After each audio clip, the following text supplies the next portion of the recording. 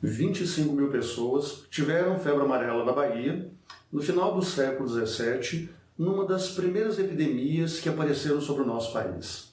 Nessa mesma epidemia, mais ou menos 1.000 pessoas morreram num prazo muito curto de tempo. De lá para cá, a doença nunca mais abandonou o nosso território, de forma que o Brasil acabou se tornando uma região endêmica de febre amarela, com surtos da doença que vão se repetir mais ou menos a cada 10 anos. Se você acha que febre amarela é um assunto para você se preocupar, você está absolutamente correto. De 1980 até 2016, nós tivemos aproximadamente 850 casos de febre amarela no nosso país. Só em 2017 nós tivemos 761 casos de febre amarela.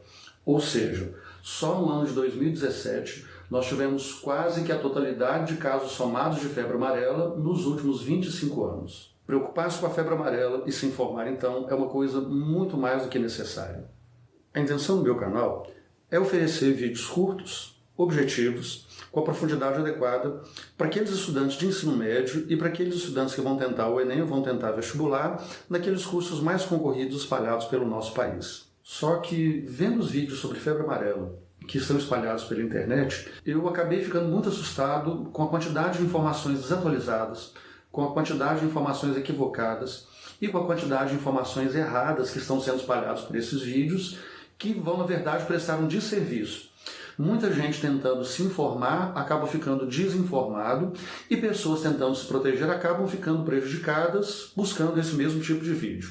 Esse vídeo é a minha contribuição como professor para que você saiba tudo o que é mais importante de saber a respeito de febre amarela. Nesse vídeo, nós vamos discutir um pouco a respeito do micro-organismo que produz a febre amarela, nós vamos discutir um pouco sobre como a doença é transmitida, nós vamos falar um pouquinho a respeito dos tipos de febre amarela que existem, nós vamos falar um pouquinho sobre os sintomas da doença que nós chamamos de febre amarela e a gente vai discutir também a respeito da vacina. Vamos falar a respeito das aplicações da vacina, quem pode tomar, quem não pode e quais são os efeitos colaterais que esse produto apresenta. Antes da gente continuar, dê um like aí no vídeo para eu saber que você gostou.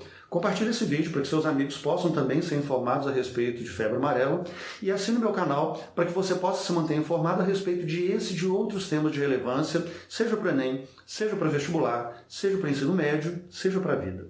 A febre amarela é uma doença que é produzida por um vírus.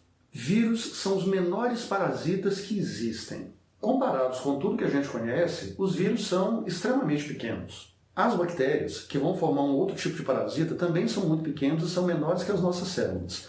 Uma bactéria ela é mais ou menos 1000 vezes menor do que 1 milímetro. Só que os vírus eles são ainda menores. Os vírus eles são mais ou menos 100.000 vezes menores do que 1 milímetro. Eles são extremamente pequenos. É claro que se você quiser saber um pouquinho mais a respeito dos vírus, você vai assinar o meu canal e você vai acompanhar minha aula específica sobre vírus que eu vou colocar disponível para você daqui a pouco. Para você ter uma ideia do pequeno tamanho dos vírus, nós vamos fazer um exercício de imaginação.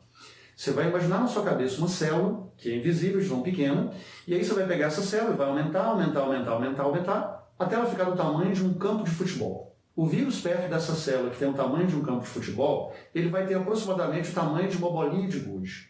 Os vírus, então, eles são extremamente pequenos. São tão pequenos que nem têm células. E é por isso que a gente vai dizer que são organismos acelulares.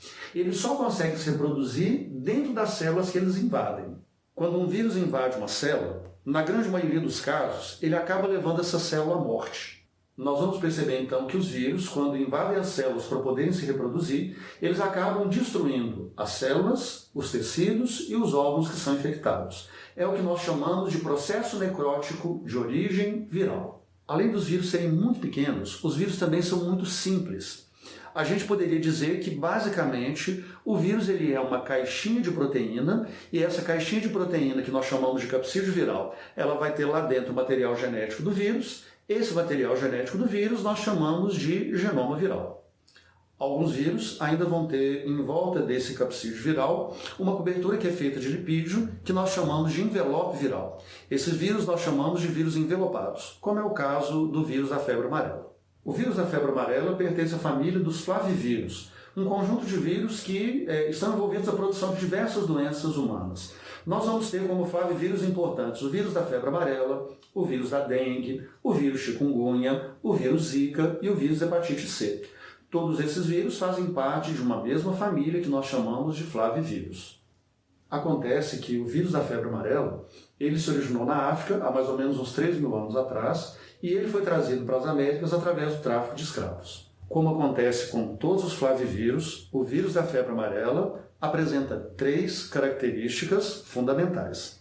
Em volta do capsídeo viral, o vírus da febre amarela apresenta uma cobertura de óleo que nós chamamos de envelope viral. Dizemos então que o vírus da febre amarela é um vírus envelopado.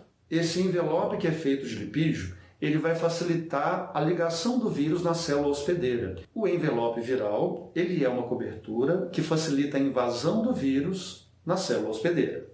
O material genético dos vírus, o chamado genoma viral, ou ele é feito de DNA ou ele é feito de RNA. No caso de todos os flavivírus, como acontece com o vírus da febre amarela, o material genético é uma fita de RNA do tipo positiva. Como o vírus da febre amarela é um vírus de RNA, isso quer dizer que todo o seu processo multiplicativo vai acontecer exclusivamente dentro do citoplasma celular. Vírus de RNA, em geral, são parasitas citoplasmáticos. A terceira característica importante a respeito do vírus da febre amarela é que ele é classificado como um arbovírus. O vírus da febre amarela é um arbovírus, no sentido de ser um vírus transmitido por artrópodes que se alimentam de sangue, normalmente mosquitos e carrapatos. Quando um vírus invade uma célula qualquer, ele vai se reproduzir dentro dessa célula, levando essa célula à morte. Num curto prazo de tempo, acontece a necrose e a inflamação de órgãos e tecidos que são afetados pelo vírus. O vírus da febre amarela circula de maneira diferente em ambiente silvestre e em ambiente urbano. Do ponto de vista epidemiológico, dizemos então que existem 2 tipos de febre amarela: a febre amarela silvestre e a febre amarela urbana. Repare que a febre amarela urbana e silvestre é produzida pelo mesmo tipo de vírus. A única diferença é o processo de manutenção do vírus em ambiente silvestre e em ambiente urbano. A febre amarela silvestre é uma doença que afeta animais, principalmente macacos da floresta, como bugios e saguis. A doença é transmitida para os macacos através da picada de mosquitos, que no Brasil são de 2 tipos fundamentais: o mosquito Haemococcus e o mosquito Sabetes. A febre amarela silvestre, ela tem então um ciclo que é mantido entre macacos que contaminam mosquitos e mosquitos que contaminam macacos. É o ciclo macaco, mosquito, macaco. A febre amarela silvestre é uma doença que apresenta 3 características fundamentais. Primeiro, a febre amarela silvestre, ela tem um endereço específico. Ela só acontece no campo, na floresta, na zona rural, em ambiente cerrado, em ambiente de mata. Segundo, a febre amarela silvestre é uma zoonose. É uma doença que afeta animais silvestres, especificamente macacos como saguis e bugios. A febre amarela silvestre só vai afetar o homem quando pessoas não vacinadas invadem a mata e elas são picadas por mosquitos infectados. É muito importante você lembrar que todos os casos de febre amarela que nós temos no Brasil nas últimas décadas são de febre amarela silvestre. Não existe febre amarela urbana no Brasil desde 1942. A terceira característica importante da febre amarela silvestre é que ela não pode ser erradicada a não ser que você destrua todo o ecossistema. É muito importante a gente lembrar também que os macacos não transmitem a febre amarela. O contato com macacos não tem qualquer chance de transmitir febre amarela para alguém. Os macacos eles são tão vítimas da febre amarela quanto os seres humanos. Inclusive, as taxas de mortalidade do vírus nos macacos é muito maior do que as taxas de mortalidade do vírus nos seres humanos. É por isso que matar macacos é uma crueldade e é também uma burrice. E é burrice porque quando você mata macacos, você acaba prejudicando pessoas. Inclusive, o prejudicado pode ser você. Quando você mata os macacos, os mosquitos que se alimentavam do sangue desses animais começam a ficar sem alimento. E eles agora começam a buscar fontes alternativas de alimento. Na busca por novas fontes de sangue, esses mosquitos vão encontrar pessoas no seu caminho. Assim, matando os macacos, você vai aumentar ainda mais a chance das pessoas pegarem febre amarela silvestre. Tem condição de ser mais burro do que isso? Mas se o macaco que morre de febre amarela não é quem transmite a febre amarela, como é que a febre amarela é transmitida? A febre amarela silvestre ela é transmitida exclusivamente pela picada de mosquitos silvestres. que no caso do Brasil são de dois tipos principais, o mosquito hemagogos e o mosquito sabetes. Mosquitos hemagogos são mosquitos bem pequenos, eles têm em média meio centímetro. O corpo desses mosquitos apresenta uma cor metálica que pode variar do prata ao verde e até o violeta. Existem machos e fêmeas de hemagogos, mas apenas as fêmeas se alimentam de sangue. É por isso que só as fêmeas podem transmitir para o homem ou para os animais o vírus da febre amarela. Mosquitos hemagogos são mosquitos diurnos. Isso quer dizer que eles se alimentam e eles se reproduzem apenas durante o dia. Durante a noite eles descansam como qualquer trabalhador normal. Esses mosquitos têm uma expectativa de vida de aproximadamente 30 dias. Eles vivem na copa das árvores, onde estão os macacos, onde vão se alimentar do sangue, dos saguis e dos bugios. Ocasionalmente, essas fêmeas podem abandonar a copa das árvores e vir para o solo, seja para poder buscar alimento, seja para poder realizar a postura de ovos. A fêmea, inclusive, vai precisar do sangue justamente para conseguir amadurecer e produzir óvulos. A fêmea do mosquito hemagogos, ela vai fazer a postura de ovos geralmente em ambiente seco próximo à água, ou em concavidades ou em recipientes que podem armazenar água durante o período chuvoso. Em local seco, esses ovos permanecem vivos por um período de até 4 meses. Ao entrar em contato com a água, esse ovo se hidrata e poucos minutos depois ele libera a larva nesse ambiente aquático. O período de larva do mosquito hemagogos ele vai variar de 7 a até 10 dias. A fêmea de hemagogos ela pode produzir durante a sua vida de 250 até 400 ovos. Muitos dos ovos que a fêmea produziu, eles só conseguem produzir uma larva depois de terem ficado imersos na água mais de uma vez, depois de terem sido hidratados mais de uma vez. Isso acaba fazendo com que uma única fêmea consiga liberar, em momentos diferentes do período chuvoso, dezenas e às vezes centenas de mosquitos. Uma coisa muito importante a respeito da fêmea de hemagogos é a sua capacidade de dispersão. Ela é capaz de voar a uma distância de 5 ou 6 quilômetros do seu criador original. Essa capacidade de voo da fêmea acaba sendo muito importante porque aumenta a dispersão do vírus durante os surtos epidêmicos e isso também acaba aumentando a exposição de pessoas ao risco de pegarem febre amarela se as pessoas estão a até 5 quilômetros da mata. Uma outra característica biológica importante do hemagogos é que ele tem o que nós chamamos de transmissão transovariana do vírus. Uma vez que a fêmea tenha contraído o vírus da febre amarela, ela acaba contaminando não só a sua glândula salivar, mas também os seus ovos, de modo que os filhotes que nascem de mães infectadas também já nascem carregando o vírus. Fêmeas que nascem de uma mãe infectada com o vírus já carregam o vírus da febre amarela, independente da ocorrência de epidemia nos macacos. Apenas os mosquitos hemagogos conseguem manter uma alta circulação viral no meio ambiente silvestre. Por isso a gente vai dizer que o hemagogos é o vetor primário da febre amarela silvestre. Ele é um mosquito fundamental para manter o ciclo da doença no seu ambiente silvestre. Agora a gente vai falar um pouquinho a respeito de um outro mosquito silvestre que também consegue transmitir a febre amarela. Vamos conhecer um pouquinho a respeito dos sabetes. Mosquitos do gênero sabetes são mosquitos que têm uma menor capacidade de manter a circulação do vírus no ambiente silvestre. Na verdade, o sabete sozinho não consegue manter a circulação do vírus da febre amarela em ambiente silvestre. Por isso a gente vai dizer que ele é um vetor secundário da febre amarela.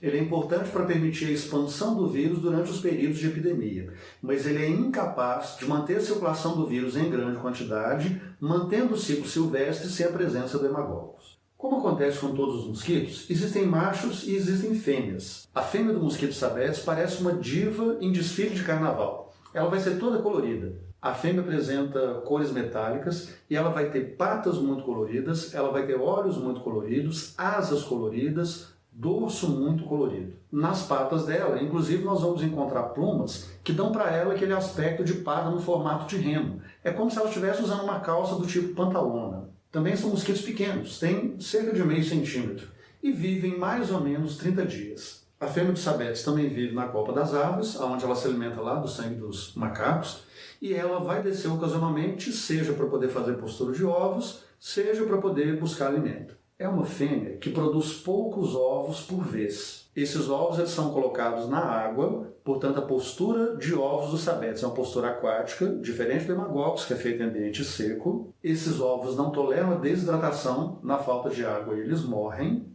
E o período larval desses insetos é um período larval muito longo.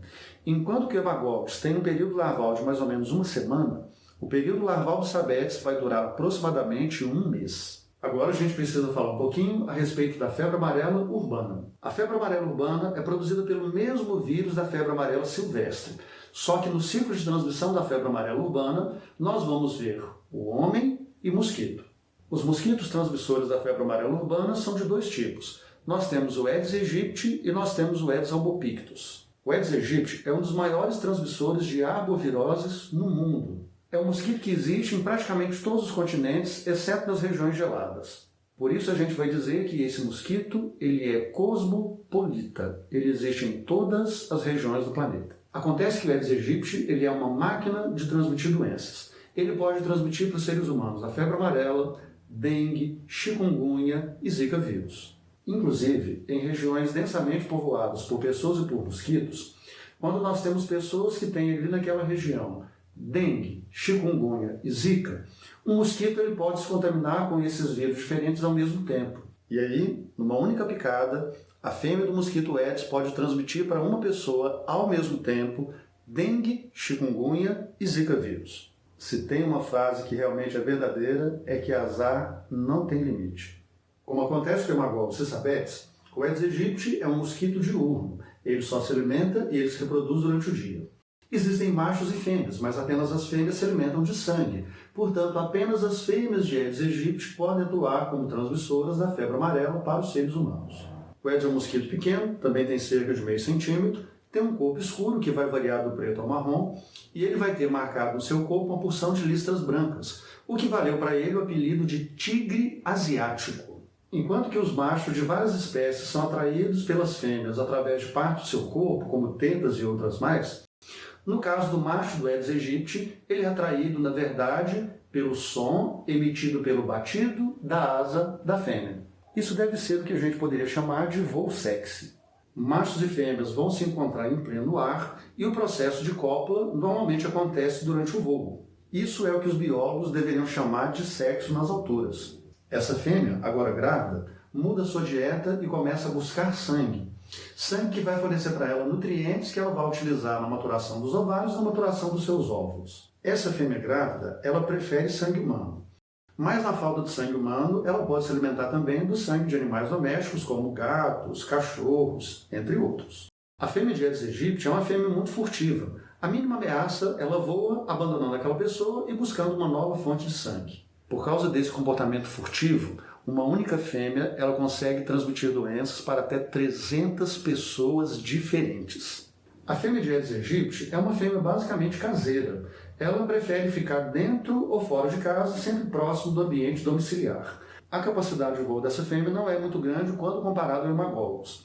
A fêmea, buscando criadouros para poder se reproduzir, ela pode voar uma distância de no máximo 750 metros do seu domicílio. A fêmea de Aedes aegypti ela vai fazer a postura de ovos de maneira dispersa. Durante toda a sua vida, ela pode produzir de 250 até 400 ovos. E ela vai colocar de 10 a 30 ovos por vez em locais diferentes, espalhados pela região vizinha aonde ela mora. Normalmente, esses ovos vão estar num raio de 50 metros do seu domicílio, mas em situações especiais, ela pode fazer a postura de ovos num raio de até 700 metros em volta do seu local de morada. Mas, Márcio, como é que o Aedes aegypti conseguiu se espalhar por todos os continentes? O Aedes aegypti se espalhou pelo mundo inteiro graças às características do seu processo reprodutivo. A fêmea de Aedes aegypti vai produzir ovos que são muito pequenos. Esses ovos pequenos, normalmente, eles ficam escuros, se disfarçam facilmente no meio ambiente, e esses ovos têm uma grande resistência à desidratação. Esses ovos conseguem sobreviver até 1 ano sem ter contato com a água.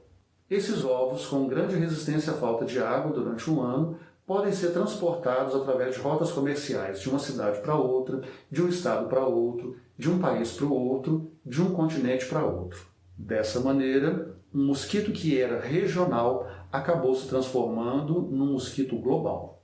Em linhas gerais, o Aedes albopictus é muito parecido com o Aedes aegypti, com algumas diferenças importantes. O Aedes albopictus ele é um mosquito agressivo, ele não é um mosquito furtivo, ele não foge da presença do homem.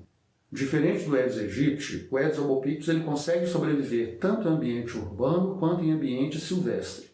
O Aedes albopictus ele oferece um risco potencial de aumento de circulação do vírus da febre amarela em ambiente urbano e em ambiente de mata. Felizmente, até agora, o vetor mais importante da febre amarela urbana permanece como sendo o Aedes aegypti. Agora nós vamos conhecer um pouquinho a respeito da doença febre amarela. Quando o Aedes aegypti pica alguém, ele vai introduzir junto com a sua saliva um pacote de vírus na corrente sanguínea de alguém.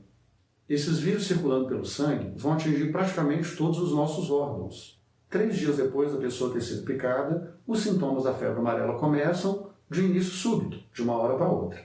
Essa é a primeira fase da doença. E nessa primeira fase, o indivíduo normalmente apresenta uma febre alta, apresenta um mal-estar, apresenta muita dor nos músculos, principalmente na região baixa das costas, que nós chamamos de região lombar. Nessa primeira fase, o indivíduo às vezes também fica meio enjoado. Em geral, a febre amarela é uma doença de duração curta. Ela dura mais ou menos uns 12 dias. E, na grande maioria das pessoas, em mais ou menos 85% dos casos, esses sintomas vão durar por alguns dias e a pessoa melhora espontaneamente, sem necessidade de tratamento médico. Muitas pessoas, inclusive, nem vão sequer desconfiar que pegaram febre amarela, uma doença que, se fosse diagnosticada, deixaria a pessoa bastante preocupada. Aproximadamente 15% das pessoas que pegam a doença febre amarela vão desenvolver a doença numa forma grave ou numa forma maligna. A doença evolui para uma segunda fase que nós chamamos de fase toxêmica. Na segunda fase da febre amarela, o doente ele piora muito. A febre fica muito alta, essa pessoa ela tem muito mal-estar e ela pode inclusive ter muita diarreia. Nessa fase, o vírus da febre amarela vai atacar o fígado, ele ataca a medula óssea, ele ataca os rins, e ele pode, inclusive, atacar a musculatura cardíaca. O ataque do vírus produzido ao fígado vai produzir sintomas muito sérios e bem parecidos com os sintomas de uma hepatite. O fígado é um órgão que tem mais de 500 funções diferentes. Ele vai produzir uma substância chamada bilirrubina que vai dar cor às nossas fezes. Só que durante o processo de hepatite e durante esse ataque do fígado pelo vírus da febre amarela, essa bilirrubina ela começa a ser jogada na corrente sanguínea. A bilirrubina jogada na corrente sanguínea vai fazer o indivíduo começar a ter uma pele muito amarelada, o branco do olho fica amarelo, a língua fica muito amarelada, a pessoa começa a ter uma urina escura e ela começa a ter fezes claras. Esse conjunto de coisas os médicos chamam de icterícia, mas o pessoal da zona rural costuma chamar isso de tiriça. Na icterícia ou tiriça, o indivíduo fica verde de tão amarelo. E isso, inclusive, foi usado para poder dar o nome da doença, febre amarela. Também vai produzir uma série de proteínas que nós chamamos de fatores de coagulação que vão nos proteger contra a hemorragia. Acontece que, durante o ataque ao fígado produzido pelo vírus da febre amarela, nosso fígado acaba reduzindo muito a produção dos fatores de coagulação, o que favorece o desenvolvimento de hemorragia. Ao mesmo tempo, o vírus da febre amarela ataca a medula óssea. Lá na medula óssea, nós fazemos a produção das células sanguíneas, glóbulos vermelhos, glóbulos brancos e plaquetas. Plaquetas são fragmentos de célula que também vão nos proteger contra a hemorragia. O ataque do vírus à medula óssea acaba reduzindo muito a produção de plaquetas, o que também favorece o desenvolvimento de hemorragias. Como se isso não bastasse, o vírus também produz lesão na parede dos vasos sanguíneos. O indivíduo que tem febre amarela, então, começa a ter hemorragia.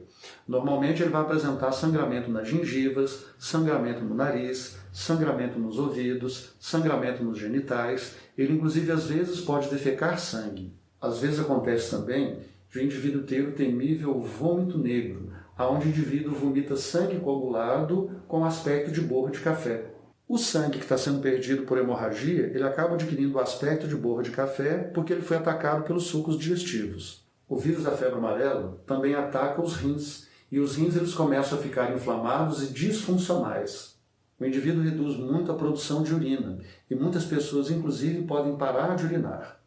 O mau funcionamento do fígado e dos rins acaba intoxicando o sangue, e essa pessoa que tem febre amarela, ela começa a ter delírios e confusão mental. Muitas pessoas elas podem entrar em coma e vir a óbito.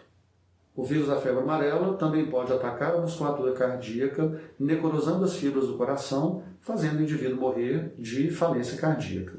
Não existe medicamento para poder se tratar a febre amarela. Em outras palavras, não existe medicamento que consiga matar o vírus da febre amarela. Normalmente, nós damos medida de suporte para que o próprio organismo, para que o próprio sistema imune acabe eliminando o vírus. Quando uma pessoa tem a febre amarela na forma grave ou na forma maligna, essa pessoa precisa ser hospitalizada e normalmente ela vai ter que ser internada numa UTI. Lá ela vai receber todos os cuidados necessários que vão monitorar o funcionamento do fígado, o funcionamento dos rins e o funcionamento do coração. Os sintomas da doença febre amarela podem ser confundidos com várias outras doenças.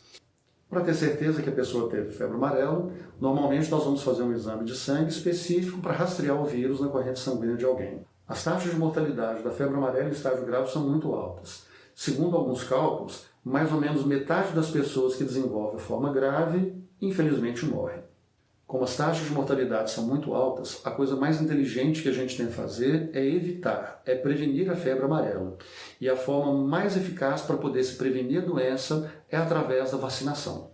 A vacina contra a febre amarela é um dos vários tipos de vacina que nós temos que é feita de um parasita vivo atenuado. A vacina é feita com um vírus mutante que é capaz de gerar uma proteção através de anticorpos, mas esse vírus mutante normalmente não produz doença séria numa pessoa saudável. Todas as vacinas que são feitas de parasitas vivos atenuados são vacinas que merecem alguns cuidados básicos. Nem todo mundo poderá tomar a vacina contra a febre amarela. Márcio, mas quem não pode tomar a vacina contra a febre amarela? Não podem ser administradas, por exemplo, para pessoas que têm algum grau de comprometimento imunológico. É o caso de portadores de HIV, que têm uma baixa contagem de linfócitos T. É o caso de portadores de doenças autoimunes, como, por exemplo, o caso do lúpus. É o caso de pessoas que estão fazendo uso contínuo de corticoides, que reduzem as defesas imunológicas. É o caso também de crianças que têm menos de 6 meses de idade. As crianças podem ser vacinadas contra a febre amarela a partir de 9 meses de idade. E no caso de risco de epidemia, a partir de 6 meses. Indivíduos que foram transplantados precisam tomar medicamentos que reduzem suas defesas imunológicas. Esses indivíduos também não podem fazer uso da vacina contra a febre amarela. O vírus vacinal que nós usamos na febre amarela, ele é cultivado em ovos de galinha. Por isso, indivíduos que são alérgicos a ovos, eles também não podem tomar a vacina. Mulheres que estão amamentando, a fim de proteger os seus bebês, não devem tomar a vacina se a criança tem menos de 6 meses. Se a criança tem mais de 6 meses e a mãe recebe a vacina, a mãe que está amamentando deve interromper o aleitamento materno por um período de 10 dias. A partir do 11º dia, ela pode voltar a amamentar o bebê de maneira normal. Pessoas idosas com mais de 60 anos só devem tomar a vacina da febre amarela com recomendação médica. Pessoas que doam sangue podem receber a vacina e voltar a doar sangue 28 dias depois de terem sido vacinados. Pelo fato da vacina ser feita de parasita vivo atenuado, algumas pessoas podem ter algumas reações muito fortes à vacina da febre amarela. Algumas pessoas elas podem ter febre, podem ter dor no corpo, sintomas que vão durar alguns dias. Uma para cada 400 mil pessoas vacinadas pode ter uma reação mais grave à vacina da febre amarela. Inclusive, algumas pessoas que são muito sensíveis, biologicamente predispostas, elas podem desenvolver uma doença muito parecida com a febre amarela através do vírus vacinal. Todos os casos de febre amarela que nós tivemos no Brasil foram de febre amarela silvestre. E as pessoas que normalmente são vacinadas são pessoas que moram em áreas de risco. Evitamos vacinar em massa as pessoas que moram em ambiente urbano, primeiro porque essas pessoas que moram em ambiente urbano não correm risco. Segundo, porque essa vacina pode apresentar algumas reações desagradáveis e imprevisíveis em determinadas pessoas. Se você mora na cidade, não vai para um local de risco, não mora em ambiente perto de mata, não mora na zona rural, não fique correndo para os postos de saúde, porque você pode inclusive impedir que pessoas que precisam da vacina consigam ser protegidas. Nós vamos ficando por aqui. Passamos muitas informações importantes para você. Espero que você tenha gostado. Não se esqueça de dar o like, não se esqueça de assinar o meu canal, não se esqueça de compartilhar esse vídeo para que mais pessoas possam ficar tão bem informadas quanto você ficou a partir de agora. Nos encontramos então em breve nos nossos próximos vídeos. Tchau!